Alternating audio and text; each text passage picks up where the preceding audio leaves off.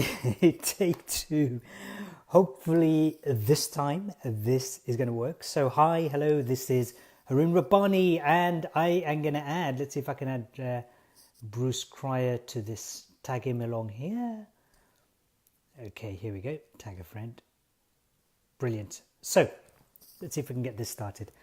Hello, welcome back. This is Harun Rabbani, the second attempt because the line was not so great. So hopefully you can hear me loud and clear. So far the audio is good. Thank you so much, Mickey. I appreciate that.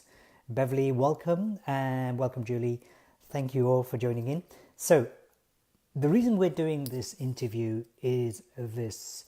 In my mind, I mean, there's multiple reasons. In my mind, there's a heck of a lot going on in the world where right now, recently, I don't know, 2 days ago, there's been this devastation taking place in Sri Lanka. There's devastations taking place all over the world, and a lot of people want to see change. I mean, yes, we are close to the sixth mass extinction of this planet, with humanity at the leading the way. I mean, in other words, this is the first species who's going to potentially, destroy our planet. And bottom line is that we've lost touch with our soul, and your heart is a portal to the soul. Your heart is the connection between you and the higher consciousness. Your heart is your connection, not just to your body. There's more information, more instructions going from your heart to your head than your head to your heart. So a number of years ago, I'd heard of 2007, I think 2006 or 7, I'd heard about this organization called the HeartMath Institute, and they were researching the connection, the neurological connection between the heart and the rest of the body, the heart and other aspects of your life. And what they found is there's more instructions going from your heart to your head than your head to your heart. Your heart never lies to you. Your guts, which has a brain of its own as well, by the way, never lies to you. So the heart doesn't lie, the brain doesn't lie. But the head does. So this interview, the heart, with the former CEO of HeartMath Institute, and hopefully he can hear me loud and clear now. Bruce, welcome back. Can you hear me? Thank you. I can hear you just fine. Oh my goodness, brilliant. Awesome. That was like I put my earphones on this is take two for those of you who just joined. My ears were getting blown away. It was like, what's going on? It was a classic Houston. We have a problem. We have a major problem. Yeah, we're back on the call. So I just started introducing, rambling a bit, but it was useful rambles, I hope. So, Bruce, thank you very much for joining. I'll give you an introduction of Bruce in a moment, but I think it's useful to know. I'm a big believer in synchronicity. Things don't happen purely by randomness and accident. I believe there's something much more greater going on. And in 2017, from end of August through to November, I was staying in California, in San Francisco, and I was going through my Facebook. I thought, let me just click this button which says friends nearby, Facebook friends nearby. And I thought, oh, Bruce Cryer, who's this guy? And I just messaged him and said, would you like to meet up? I'm from England, love to meet up with you. He said yes. We never made it that first time around. And then we'd organized for me to go and meet up. And I went to his hometown in Sausalito, which is an absolutely gorgeous, gorgeous place near the Napa Valley. And the night before, I went onto the Facebook. That's Sausalito. Oh, is that Sausalito behind you? That was the view from my balcony in Sausalito, which I gave up when I moved back to New York. Wow. So the night before, I thought, let me just check up a bit of his profile, because I didn't even check his profile, to be honest with you. Who knows? It could have been the axe, some axe grinder or whatever you call him. I don't know. Nothing like that, of course. I checked and I looked. I thought, oh my goodness, this guy's a hero, and I didn't even know of mine, and I don't even know he was my hero yet. because I was just saying, just before you came on, in 2007, I'd actually come across HeartMath at that point. I'd been researching the synergy between science and consciousness, and I knew about much of the amazing things that you're doing. But let's talk a bit more about your background. First of all, it's not just HeartMath because you're no longer with them. Who is HeartMath? What is HeartMath? Why was it created, Bruce? And what's your connection to them? Well, it's a marvelous organization that began in 1991.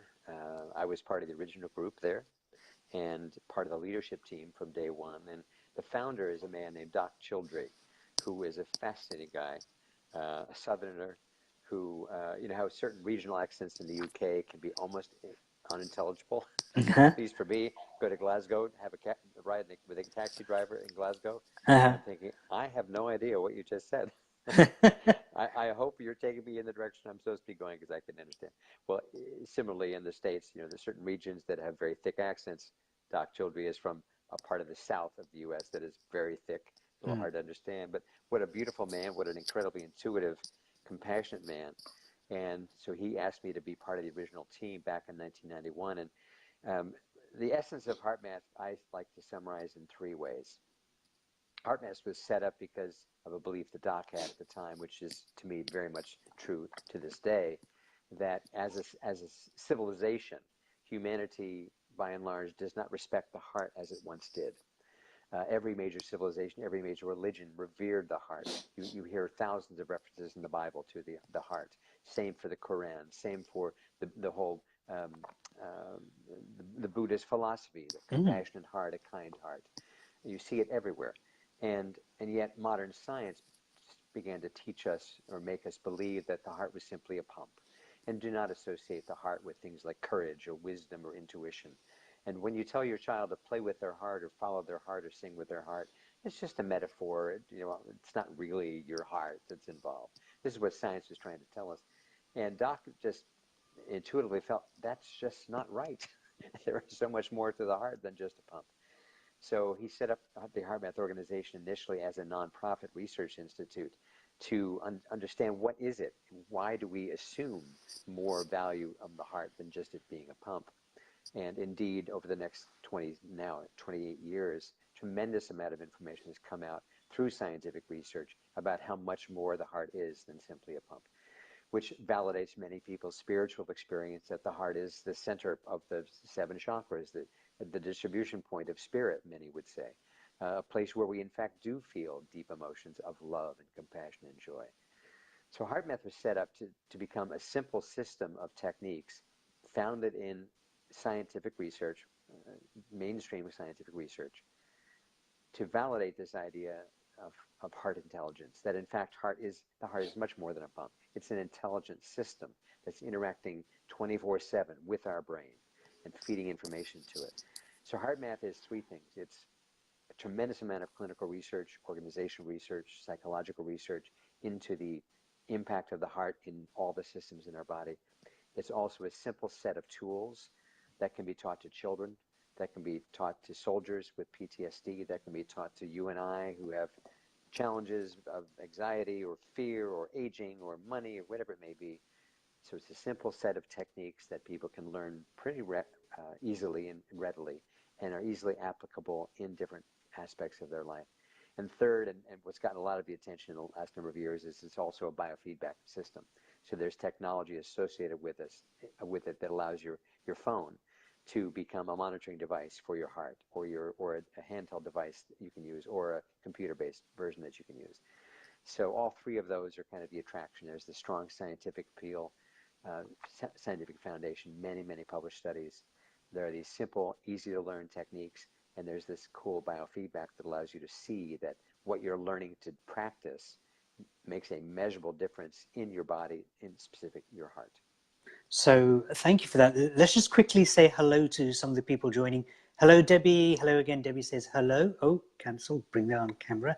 No, I have to be very well. I won't go through every single one of you, simply because I might press the wrong button and bring about 4 or 5 of you onto the call. Hi, Mickey. Hi, Julie. Hi, Mayur. Everybody else, hello. And I'll respond to you as your names come up. Now, can you all do me a big favor, please? because the information that is about to be shared here on this call actually will have a tremendous impact on people's lives. It really will. So would you do me a favor? Can you share it onto your Facebook platform, your Facebook page? Just click share and put it out there and stay on the call. So coming back to yourself, Bruce, I take my hat off to HeartMath. I mean, has it been embraced? Has HeartMath and the techniques and the technology and the findings, has that been embraced, or how well has that been embraced by mainstream corporate culture? I've been teaching a HeartMath course at Stanford University for 23 years. Wow. That should give you some idea of how it's been embraced. Stanford, of course, now considered one of the top 3 universities in the world, largely known as a science-based university, the home of many engineers who went on to form massive Silicon Valley companies and many others. That's one example. Many large-scale corporations, some UK-based like Shell, BP, Dutch Anglo companies like Unilever, have put thousands of their employees through HeartMath programs for the stress relief benefits. And as what we know now is that, of course, anytime any human being is able to lower their stress, especially the chronic nature of many people's stress, performance increases tend to happen, right? Your stress goes down. You can be more of who you really are. Your brain's working better. You're able to listen better, communicate better, be on time better, be more focused, etc. So this is the main compelling reason why so many companies, large healthcare systems, I've done a number of projects in the UK with the NHS, both in London and in Scotland. Some of the largest healthcare systems in the US embraced it, like the Kaiser system, like Mayo Clinic, like Stanford, like Duke Health, etc. So I think part of what has made it last in many of these places that I've just cited is the scientific basis. This is not just another set of, as I love to say, self-help techniques from California, like the world really needed another system of California-based self-help techniques. Even though HeartMath is based in California, it's the most rigorous out there for sure. And so to me, I think what interests me too, because as you mentioned, I'm not formally involved with the organization anymore. I still have a lot of connection to it. I still teach it twice a year at Stanford. I teach it in many places. I'll be teaching a course here in New York City in 2 weeks. So a lot is going on where I'm still very actively involved. My ex-wife works there. My daughter works there. So many of my closest friends in the world are still there.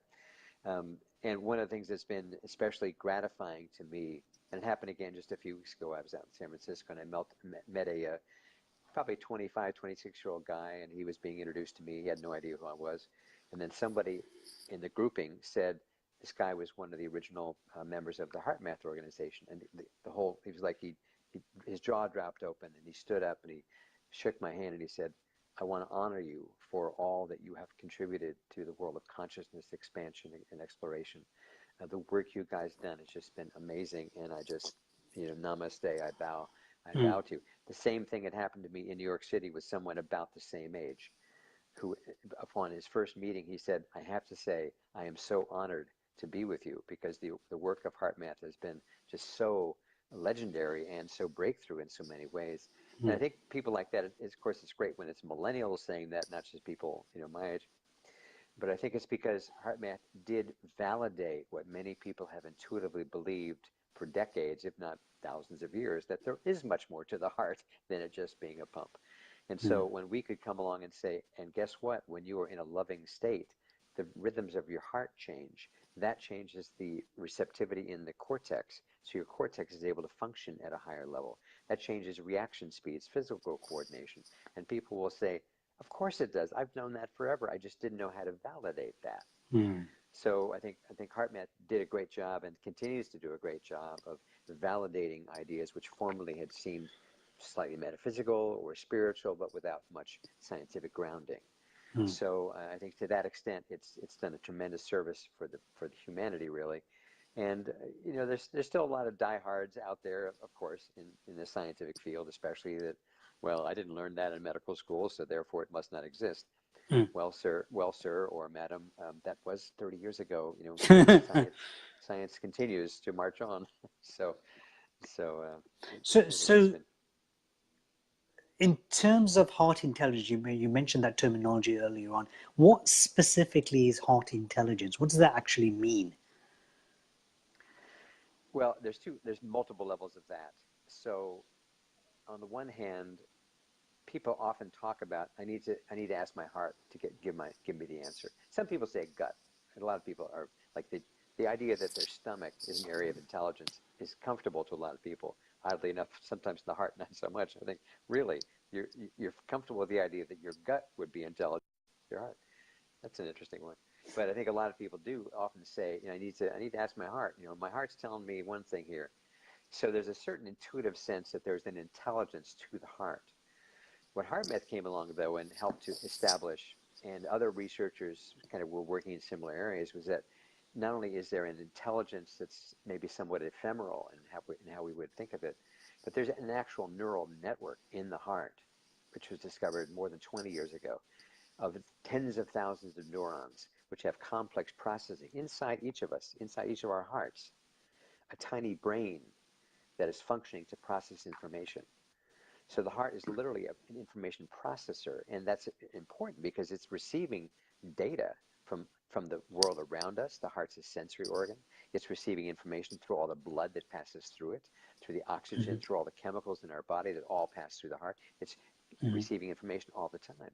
It has to have some way to process that so the brain can then do its job, and it does. So the fact that there is an intelligent processing system inside the heart, what's referred to as a little brain, is significant. Neurocardiology is the study of the heart, of the brain inside the heart. There's a textbook in medical schools called neurocardiology. Wow. But I think back to kind of everyday practicality, a lot of people would go for a walk by the ocean or in the woods or just take a walk down the street and try to get themselves more quiet and try to listen to that still small voice, which a lot of people do associate with their heart. So we're saying, well, that's heart intelligence. It's also known by the name of intuition. It's also known by the name of wisdom. So what is intelligence? We're not saying that the heart replaces the brain or that somehow the heart is the real intelligent one and the brain isn't. Not at all. We're not fools without heads. But what we are saying is there are multiple brains. There's at least three major ones: the gut brain, the heart brain, and the one up here. The brain up here is clearly working at a level of complexity and orders of magnitude of sophistication way different than what the brain in the heart or the gut could be doing. And yet it's a triune system. They're interacting. They're supporting each other in different ways. So the idea that intelligence is only up here is an old-fashioned concept. Cells have intelligence. Every cell in every part of our body has intelligence. And so it doesn't mean my skin cells are thinking in the same way the cerebral cortex is thinking. No, but intelligence goes beyond the ability to think in a conscious or self-aware way. So the intelligence of the heart is a state where we can have access to an intuitive understanding that goes beyond normal knowing. We just know something because we know it, not because we necessarily know how we know it. We just know, no, I know that's true. Can I validate it for you? Not necessarily, but I know it's true. So you've clarified it, you've answered one of my questions, which is to say that we can't ignore the brain because that's important. There's a lot of people who say, just follow your heart. You've also got to listen to your brain because the brain is a navigation system. Exactly. How much emphasis, I mean, what would you say just to give us some more clarity about that? Because a lot of people would say that, ignore you, especially if they're in the new age field, which is like, forget your brain, it tells you lies all the time. Just listen to your heart. Yeah. One of the phrases that I always loved that Doc Childrey came up with decades ago was that HeartMath was really about a joint venture between the head and the heart. That a life lived solely from the head is joyless, is probably poor relationships, probably not much fulfillment. A life only following the heart without any guidance, just like driving the car with your eyes closed. Hey, it feels fantastic. It's good to have the eyesight because you see potential obstacles. It can give you information that you need to potentially change course. So working together, they're an incredibly powerful tandem. Working one or the other in solo, not so much. Something important is going to be missing. There's a reason we have such a complex brain. It's no accident. It didn't just evolve and we soon won't need it anymore. It's capable of unbelievable work in our behalf. It's just that if we aren't linked to our heart, it's going to run away with itself, as we all know. And we look around to our politicians and our major corporations, and we see the impact of the runaway mind, the runaway ambition, the runaway pride, etc. You're watching the interview, my interview, Harun Rabbani, that's if you don't know who I am, my interview with Bruce Cryer, former CEO of HeartMath, the founder of Renaissance Human. We'll touch upon that a bit later, sorry. Feel free to share this video out now as you're watching, or if you're watching the replay, please make sure you share this information because it's absolutely amazing. Now, if you are into the whole, if your interest is in the expansion of your consciousness, it's raising that vibration, raising your frequency. If that's what you want to do with your life, then make sure that you join up or apply to join the Heart of Consciousness Facebook group. Click onto there, answer one question I think I've got there, and come and join us. We're going to have these amazing conversations quite regularly, and with different people, different absolutely amazing souls. And the whole group is about connection. It's about co-creation. It's about collaboration. It's about transforming the world that we live in. So got a whole bunch of other questions to ask you before we jump on, move beyond the HeartMath area, which is heart coherence. What is that exactly? It's easier expressed with a visual, but I can kind of draw it in the air if I could. So a basic principle in physics is that the light that comes from the light bulbs above me is called incoherent light. Because if a physicist looks at what the particles and waves look like emanating from that light, through high, electron microscopes, the output is kind of disordered. It's kind of chaotic. It does its job of lighting the space, and that's what it's supposed to do, but it's somewhat chaotic, kind of bouncing all over the place. A laser light, on the other hand, is called coherent. So if a physicist looks at the output from a laser light, all the particles and waves are completely in sync. They're completely ordered, which allows a very tiny wattage to be put through a laser with incredible precision. So a laser could repair your retina. Try doing that with a 60-watt light bulb. LED bulb or whatever. It's totally different kind of light. Applied to the human system. Many of us, even very successful people, even very intelligent people, lead lives that are somewhat incoherent. There's some mismatch between what our heart wants, what our brain wants, what our physical body's doing, what our emotions are feeling. To the degree to which we're not in alignment, not synced up, we're disordered. So it's kind of all over the place. It doesn't mean our life is terrible. It doesn't mean we're a basket case or living on the streets, but it means we're not at the level we could be functioning at. When we look biologically, it turns out that the heart is one of the best places to measure all of this. That in fact, when we're feeling stressed, anxious, worried, insecure, etc., the patterns that emerge from the heart and how the heart is actually beating moment by moment look chaotic. I was a resident of California for many decades. We often had things called earthquakes. And when you would ever see, they'd say, it was a 4.2 in San Francisco yesterday, and they'd always show you a little graph like going haywire. Well, that graph of an earthquake is remarkably similar to what the heart looks like, how it's changing speed erratically, kind of speeding up, slowing down, speeding up in an erratic, disordered rhythm whenever we're in a stressful emotional state. Contrasted with when we're in a positive state associated with gratitude, associated with love or compassion or kindness or peacefulness, any of those positive emotions that we would call them, allows the heart to, instead of being all erratic like an earthquake, move into that same sine wave kind of pattern that I described the laser having. So as we were kind of pondering all this, probably 25, 27 years ago now, we said, we're helping, what HeartMath is trying to do is help us get from the incoherent state of a light bulb into the coherent state of a laser. Now, it's not black or white. It's not like you stop becoming a light bulb, you're only a laser. That's not really the real world. There's gradations where some days you're much more like a laser because you're much more coherent, you're much more in the zone, you're much more aligned, life's going well, you're healthy, you're physically healthy, your love life is doing great, whatever it is. Other days it's like, wow, what a, every, like I said at the beginning, every planet is in retrograde, and my partner is having a rough day, and I just got a hit on my bank account, whatever it may be. Other days it's much harder to be as coherent. Mm. But fundamentally, what HeartMath is doing is a set of techniques to help us recognize when we're not coherent. Mm. Be honest about, wow, I'm pretty stressed out today. I'm going to have to do something here if I'm going to want to have a pretty good day. Mm. And then it gives you specific techniques to turn that pattern away from being kind of the earthquake into something smoother and therefore more efficient for our bodies and for our minds, but also more effective in the long run in terms of our health, well-being, etc. So that's a long explanation for what coherence is, but that's the ultimate objective of HeartMath, is to help us as individuals biologically, but also just emotionally, be more Mm. coherent, where the elements of our life are more in alignment, so that the waves of our life are more in sync, more in flow than chaotic and more And, jumpy. and, and I guess when your heart is more in a coherent state, you'll be able to take the knockbacks and the big hits a lot better, a lot more with grace. Absolutely. Because if you think why is the heart in that more smooth rhythm?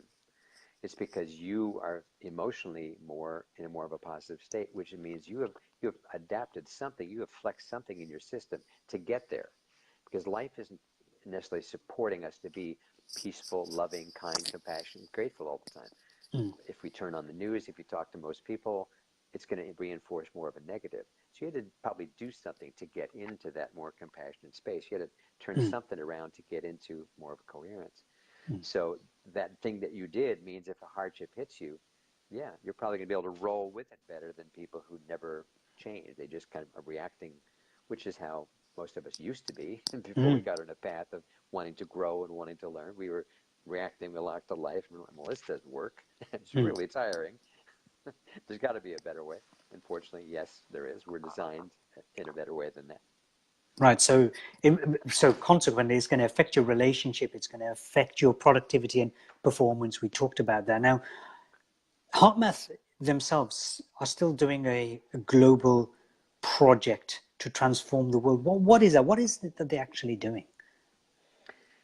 Well, that's an interview in itself too. Probably close to 15 years ago now, maybe, we started something called the Global Coherence Initiative. And there were kind of two aspects of this. One is to get like-minded, like-hearted people together once a month at full moon time, but episodically when there's a major issue in the world, that's a major tragedy, that's or an earthquake that's wiped out thousands of people, or a war that suddenly turned sinister, whatever it may be. But so to galvanize the collective hearts and intentions of people all around the world in focus at the same time to support the positive evolution of humanity. So one major objective is to help people become more coherent themselves, then join together with others and kind of have a multiplier effect of our collective coherence, working together for the common good, for the betterment of some situation or some group of people, etc. Further, there's a whole scientific side to Global Coherence Initiative, which looks at the impact of the Earth's magnetic fields on humanity and vice versa. So there are many, many examples where, for example, prior to 9/11, there was some measurable, in the moments before 9/11, there were measurable changes in the magnetic field of the Earth before 9/11. And 9/11 wasn't a natural disaster like an earthquake. Mm. And yet there was some collective, almost precognition in the planetary field that something devastating was going to happen. There's all kinds of examples of where what's happening in the Earth's magnetic field becomes a reflection of human consciousness and Mm. reverberates through human consciousness. So HeartMath has set up sensors and sites around the world to try to um, become eventually a grid of kind of mapping these what can be highly sensitive changes going on Mm. that the average human we can't pick it up, we can't feel it necessarily, but certain kinds of equipment can feel it. So there's a network that's being built now with sites all over the world to become a grid of sensing, which with the intention of being able to potentially predict future events, just help us recognize that we are making a difference when we work together in positivity for humanity. There's a measurable impact that could be having for the benefit of Gaia. It's Earth Day. This is the one day a year that we honor the Earth.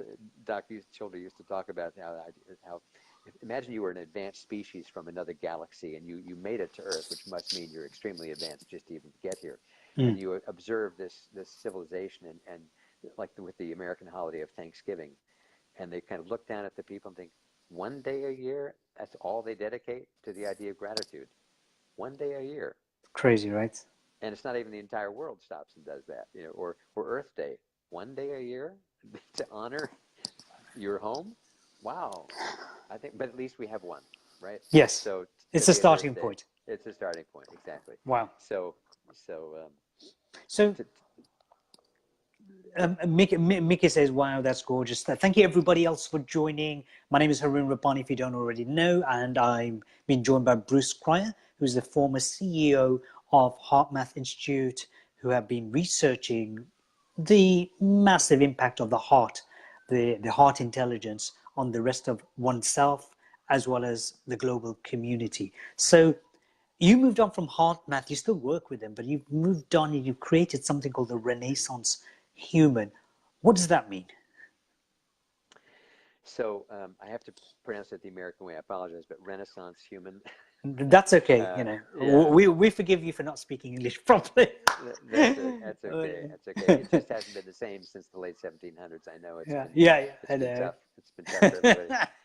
But well, the term Renaissance man is one that's been popular over the last 100 years or so, and I was, as you know, Harun, in my youth, I was an actor, singer, dancer on Broadway, and even had a small art business in New York. So one would say that was a very creative period of your life. Then at a certain point, after 5 years or so, I kind of put all of that on hold. I really ended it. I thought I would never come back to it, actually. Went to California, decided to explore my own spiritual growth, my personal growth, my health expansion, etc. Got into various businesses, leading me eventually to HeartMath. Was involved heavily for more than 20 years. Had a 2-year period that was very challenging. Cancer, surgery for cancer, treatment for cancer. I survived it. I'm 10 years cancer-free. But I got staph infections. I had a double hip replacement. It was a kind of nightmarish couple of years, during which time my mother also passed away. In the aftermath of that, and I obviously survived all of it, and I'm now thriving and healthy and robust and dancing again and working out, and people can't believe how old I am and how healthy I am and how fit I am and all that stuff. So it's all good. But also in the aftermath of that, there was a deep realization that I had let go of a lot of my creative expression. I was no longer singing. I was no longer dancing. I was no longer doing much creative in the artistic ways. And so I started doing some of that again. And as I got deeper into singing, and I started doing keynote performances, not just keynote speeches, which I was now singing as part of my keynotes. And like, wow, this is so much more fun than just speaking the whole time. And so I was getting more and more creative, and that was leading to more photography that I was doing. And people started making comments to me like, wow, you're like a Renaissance man. And after hearing it a few times, I suddenly thought, wow, this is the first time in my life I've been doing it all, where I'm still very engaged in business. I love coaching. I love working with people. I love working with startups. And at the same time, if I didn't have a chance to sing and dance and do photography and be artistic, just the business wouldn't be enough, like the head without the heart.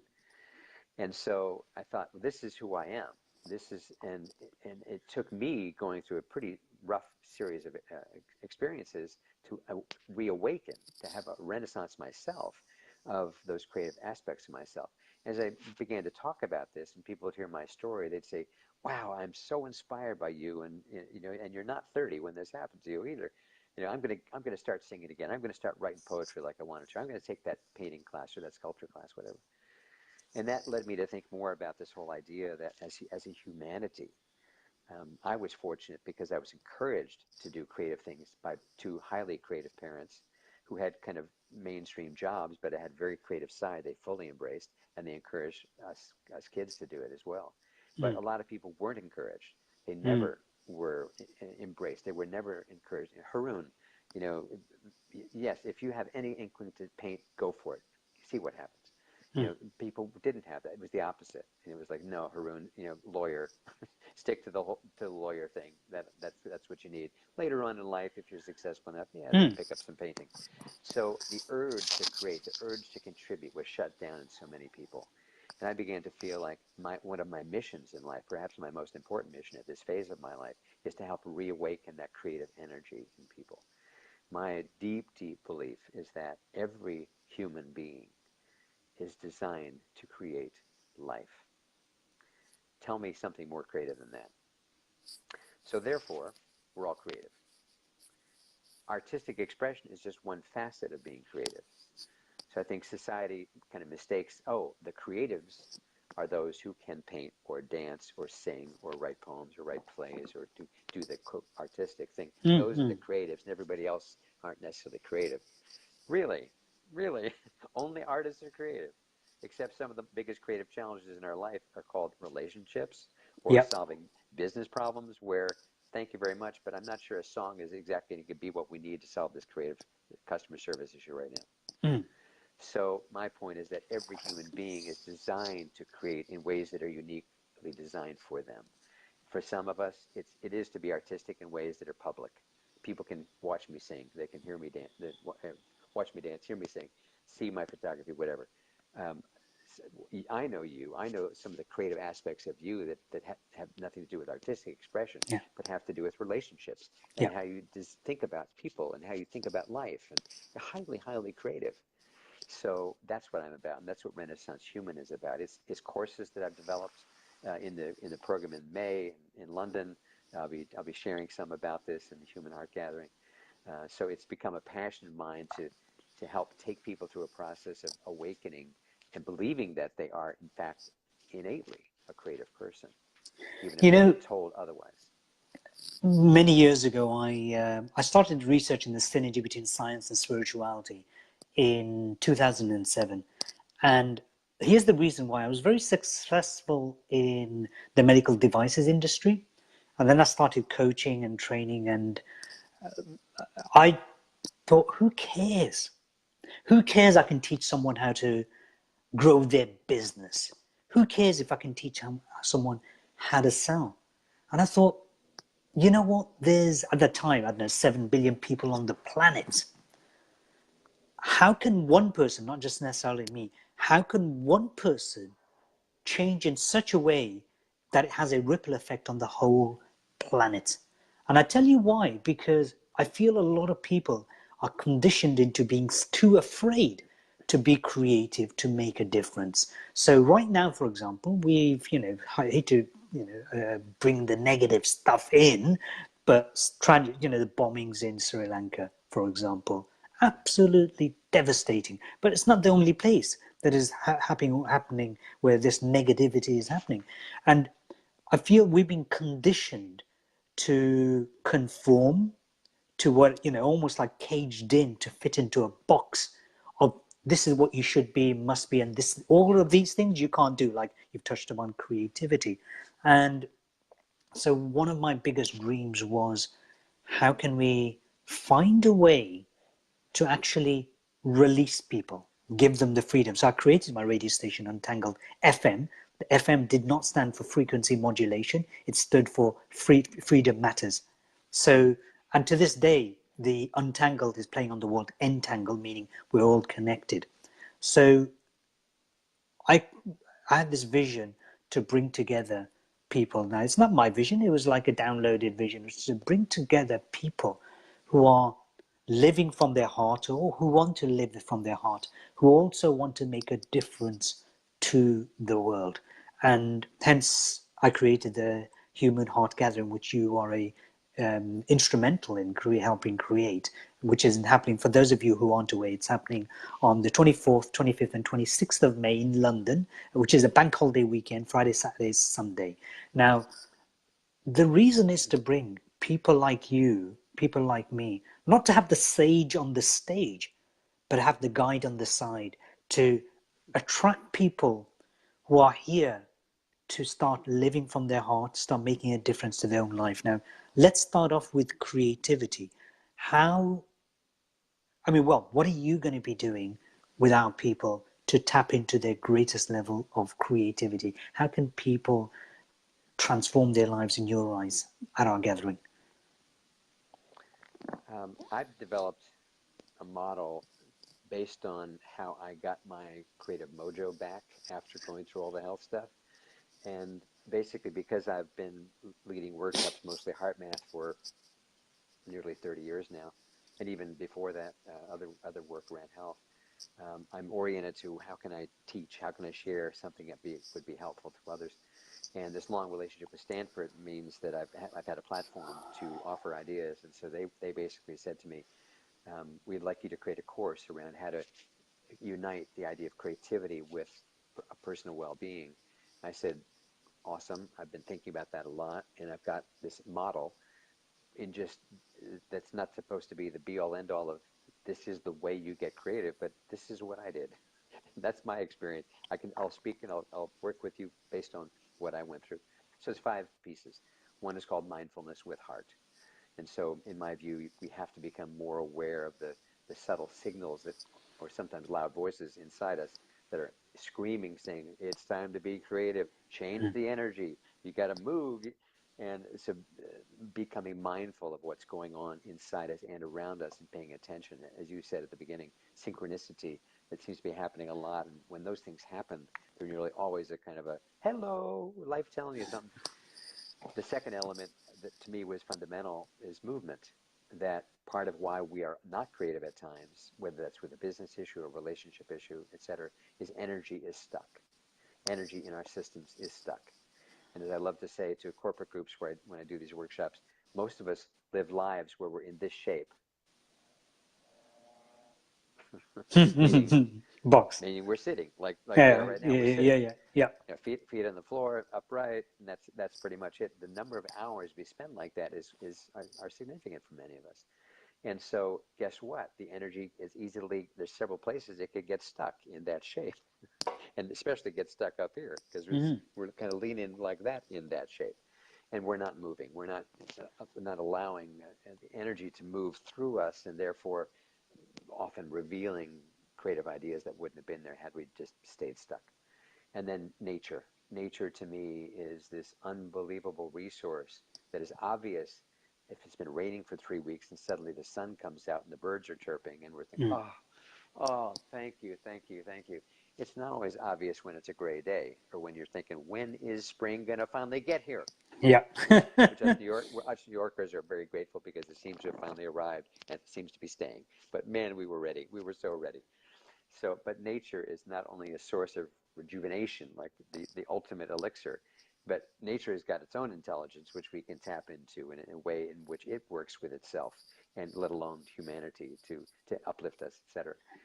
And then there's the quality of playfulness.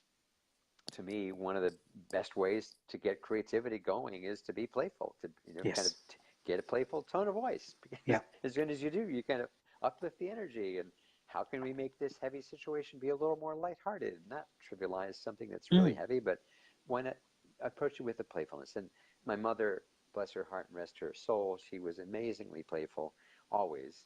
Not only was she supremely artistic, but she just always had oh, let's figure this out. Just always like, there's got to be some creative way we can solve this. That was just her nature. And I've absorbed as much of that as I can. And so playfulness is a huge part of it. And lastly, artistic expression. And so in my view, even though some of us have lots of artistic, quote, skills, others not so much artistic, but are at least as creative or more so, oftentimes the trying of something artistic, trying to write when you don't normally do it, trying to paint when you don't normally do it, trying to dance when you're like, you're sure you've got 2 left feet and the worst dancer ever, can open up parts of your brain and your spirit to kind of, oh, that wasn't so bad. Oh, I actually kind of like that. Oh, writing, maybe I'm kind of good at that after all. It's like trying things that are not in your normal comfort zone, expanding your comfort zone. Not just, I have a thing about people saying, I want to get out of my comfort zone. Like you do a weekend workshop walking on coals or zip lines or whatever, you get out of your comfort zone. So when Monday morning, 9 o'clock, you're back in your comfort zone. Yeah. I'm thinking, well, what was the point of that? Yeah, exactly. Okay, great. You had a great weekend. Awesome. Good on you. But what about expanding your comfort zone where more things in life become fine and you can Yes. adapt to more things instead of, oh, I don't like that. Oh, I don't like that. Oh, I don't like that. That's a person that's resisting, defending all the time. That's bad on the heart. That's the Mm. heart that's jagged. Where a flowing heart is like, oh, I can try that. Sure. Let me try that. Let me try that. Sure. You know, that's an attitude that relates to physiology and attitudes, the whole thing. So those five elements are what I take people through. We'll go over that for sure. We'll have some experiential with that in the conference, Human Heart Gathering. But that's the essence of the model, and then the ways to experience different elements of those. Beautiful, beautiful. And you know, just to add in as well, I've hosted many conferences. I've led many conferences before, and they're great. The information is amazing. But you know what really bugs my mind, I have to say, Bruce? Imagine there's 500, 600 people in a room and they're like-minded, like-souled, and they're listening to lecture day Yep. in, hour out. And it's like, well, actually lecturing is the worst form of learning in terms of the least effective form of learning. Right. And you're going to be asleep to most of the people there. So for me, it's deeply immersive, and I know what you're doing and what you've just described is going to be deeply immersive. B, isn't it amazing if you've got 100 people, 200, 300 people, instead of only getting to know over 3 days the person to your left and the person to your right, is getting to know the people who are all of them who are present, the 299 others, to actually feel a certain level of connection. Now, with the global projects that HeartMath have been doing, Global Coherence Project, I think, Mm-hmm. initiative, um, that's our intention is for us, which is I'm already doing, but then we're just expanding us to actually get people not just individually their heart coherent, but all 200, 300 people in the room, everyone's heart coherent with each other. Is that possible, and what are the implications? I love these little questions that I could easily answer yes or no. Yes, it's possible. Yeah, Implications are massive. yeah. Next question. I mean, Next question. what a fantastic question. And yes, it's possible, and that is a lot of what HeartMath was set up for, was to enable more and more people to find this coherence in themselves and do that with others and create a stronger and stronger field for the upliftment of humanity. I think there are ways this more and more can be measured. I think that's going to be a feature of this conference, actually, is Mm, being able mm. to measure the field of a Yeah. person when they arrive, and also as of the group as the conference goes along. I think we can only imagine what the implications really could be. I Mm, mean, the whole idea of synergy is that the whole is greater than the sum of its parts. When you have people working together who were at maybe 50% coherence at, let's say, 70, not even 100%, but even 70, that sounds, oh, that's 40% more. But if it's all of these people all improving in that much more coherent, there's no telling how much more effective the level of new creative ideas, now efficient those could be, and the way that could to build. I think the chances for leaps in effectiveness and breakthroughs is huge because of the promise of coherence. It's going to take something like that, because it's pretty scary looking at how daunting the world's problems are, let alone just the issue of carbon dioxide and carbon uh, emissions on the planet in the next 12 years. It's like, how can we make a dent?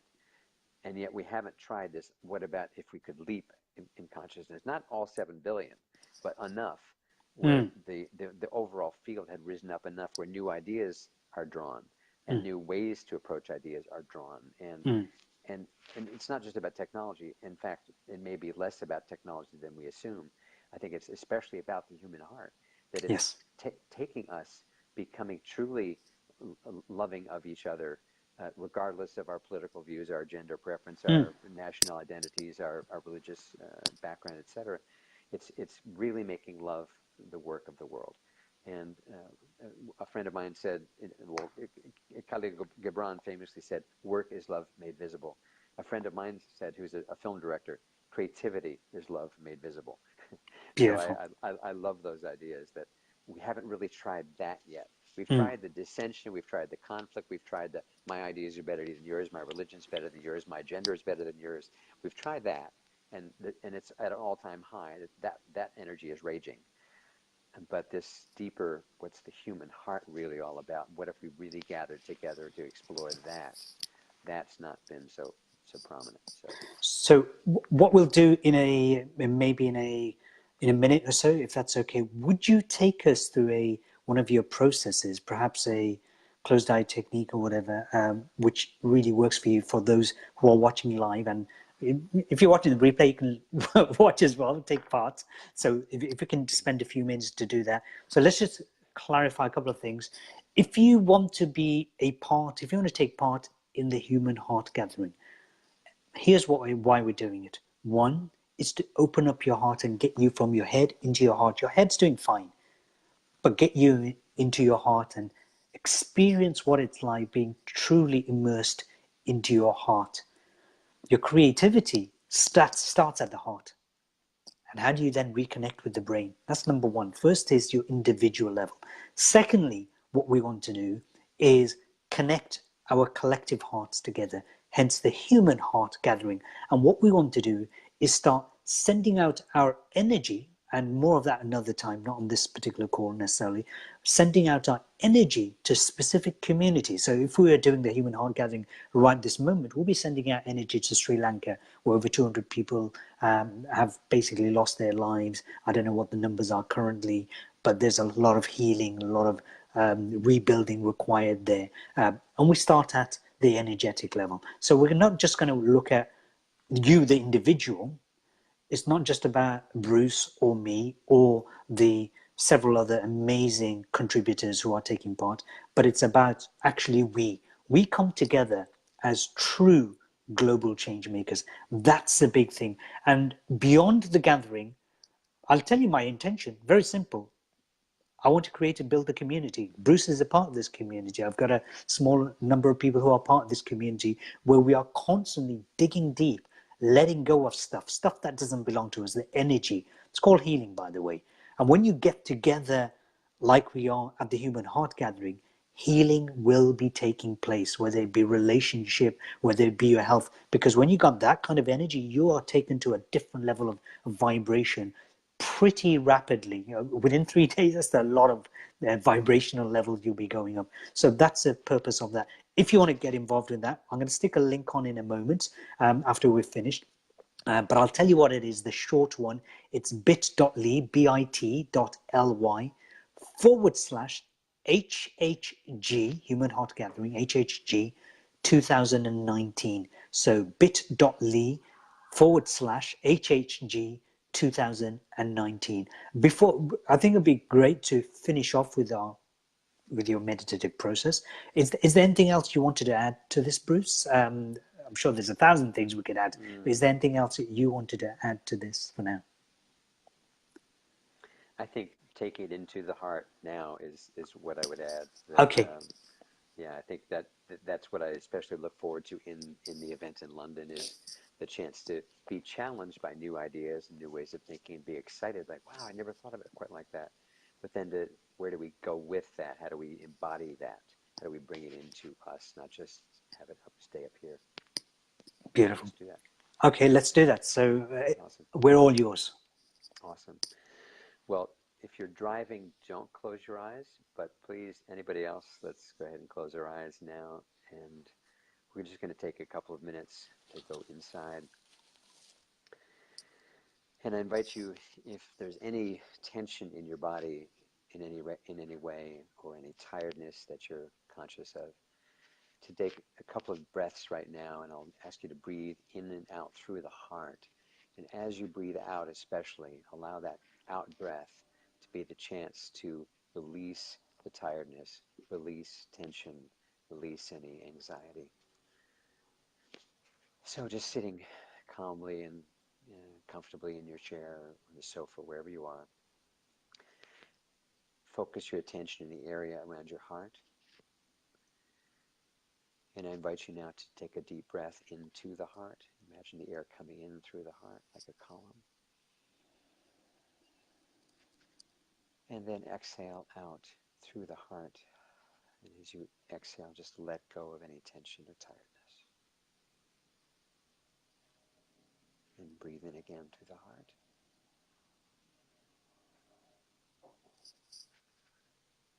And as you exhale again, just let go of anywhere in your body that's feeling tired or tense or anxious.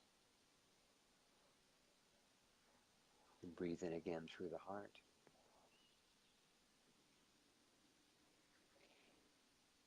And as you exhale, let it go even deeper and a little, even with a sound.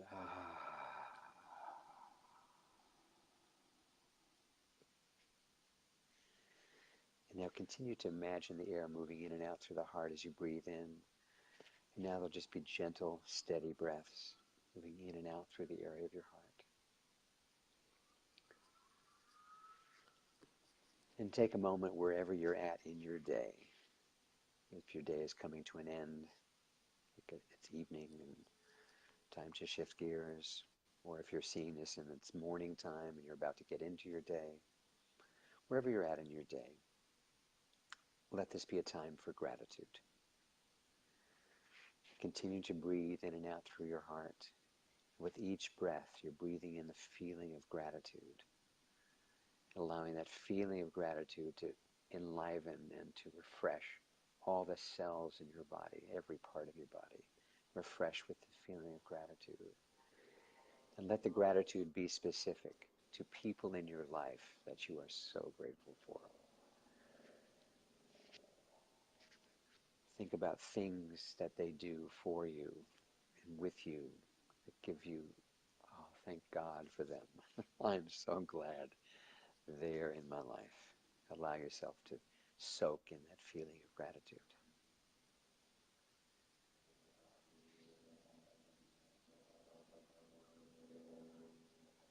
Continue to focus the energy in and out through the heart.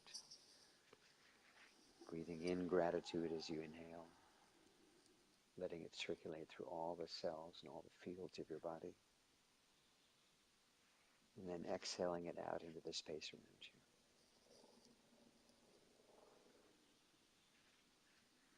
And now let your focus just drift across everything in your life that you feel gratitude for, starting with the things that are close to you. If you have pets, if you have plants, if your home is a haven for you, and to whatever degree it is, be grateful for all that you love about where you live.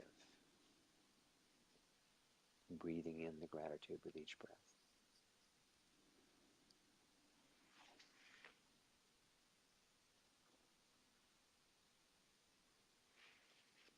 And let your gratitude now expand to the community that you're part of, however you define that community, the neighborhood, the people that you're connected to through a spiritual group, through a dance group, through a music group, through a political group, through a church group, through any ways that you are connected to others that you're grateful for.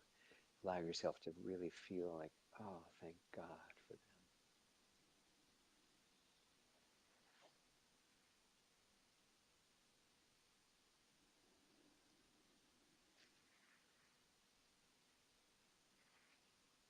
And now for the gift of life itself, that we got to wake up again today.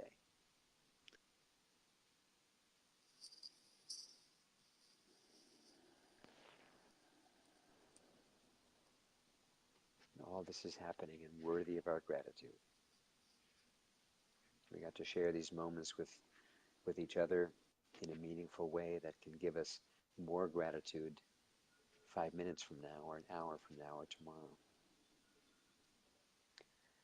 We spent this time in service to ourselves, caring for ourselves, grateful for ourselves. Grateful that for whatever challenges we may be going through now or have recently gone through, we made it to here. And being grateful that it could have been worse. We made it.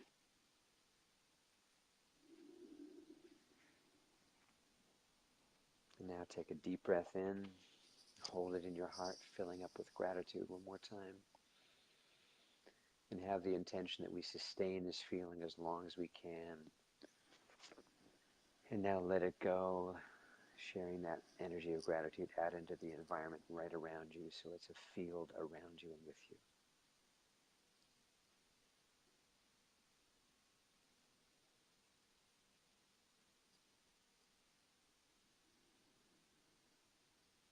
Now in a moment I'll ask you to open your eyes, and when you do, be grateful that you can be grounded and not just in the clouds. That you have a chair, a sofa, a bed, a home, an office, wherever you are. Be grateful for what's around you. Go ahead and open your eyes.